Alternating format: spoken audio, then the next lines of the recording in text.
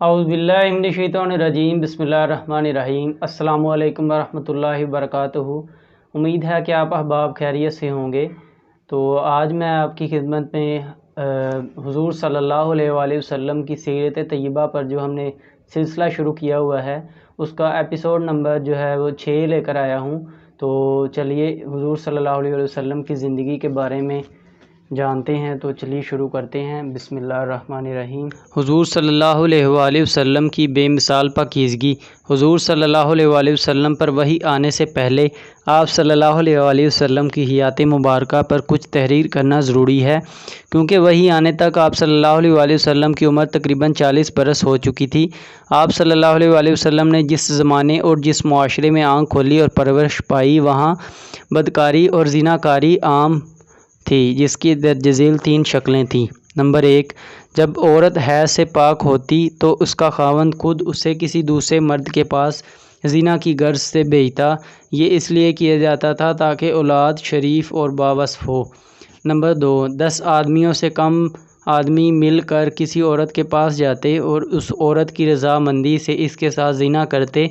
جب بچہ پیدا ہو جاتا تو وہ ان سب لوگوں کو بلاتی جنہوں نے اس سے مشترکہ زنا کیا ہوتا تھا، اور ان میں سے کسی ایک کے نام سے اس بچے کو منسوب کر دیتی اور ایسا تسلیم کر لیا جاتا۔ کسی طوائف کے پاس بہت سے لوگ اکٹھے ہو کر جاتے اور زنا کرتے۔ اس سے جب بچہ پیدا ہوتا تو کسی قیافہ شناس کو بلایا جاتا جو یہ بتاتا کہ ان میں سے یہ بچہ کس کا ہے، اور اس کی بات تسلیم کر لی جاتی۔ زناکاری کے علاوہ دیگر برائیاں بھی عام تھیں۔ مثال کے طور پر باپ کے مرنے کے بعد بیٹا اپنی سوتیلی ماں سے نکاح کر لیتا تھا۔ کچھ لوگ 2 سگی بہنوں سے بھی نکاح کر لیتے۔ اس کے علاوہ مکہ میں جوا، شراب نوشی، بتوں کی پوجا، عریانی، چوری، ڈکیتی وغیرہ عروج پر تھی۔ چھوٹی چھوٹی باتوں پر قبیلوں کے درمیان طویل جنگیں ہوتی رہتی تھیں۔ اس انتہائی برے ماحول سے آپ صلی اللہ علیہ وآلہ وسلم مکمل طور پر محفوظ رہے۔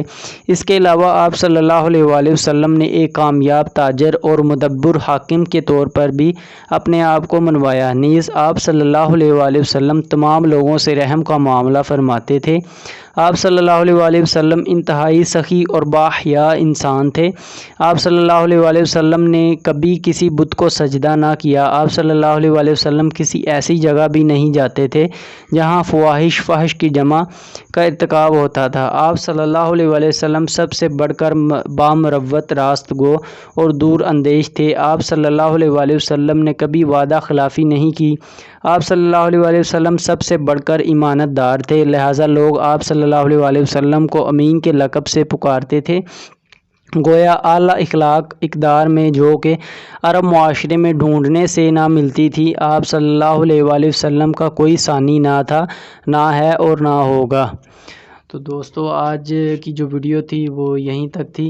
حضور صلی اللہ علیہ وآلہ وسلم کے اوصاف اور آپ صلی اللہ علیہ وآلہ وسلم کی خوبیوں کا جو تذکرہ ہے وہ کبھی بھی ختم نہیں ہو سکتا۔ حضور صلی اللہ علیہ وآلہ وسلم کی شانیں اعلیٰ اور عرفہ ہیں، اور آپ صلی اللہ علیہ وآلہ وسلم کی شان اس قدر زیادہ ہے کہ قلم جو ہے وہ ٹوٹ سکتے ہیں، سیاہی ختم ہو سکتی ہے، لیکن حضور صلی اللہ علیہ وآلہ وسلم کی شان اور آپ کا مرتبہ جو ہے وہ بیان نہیں ہو سکتا۔ تو دوستو، اگر آپ کو ویڈیو پسند آئی ہو تو اس کو لائک اور شیئر کریں۔ آپ کا بہت بہت شکریہ۔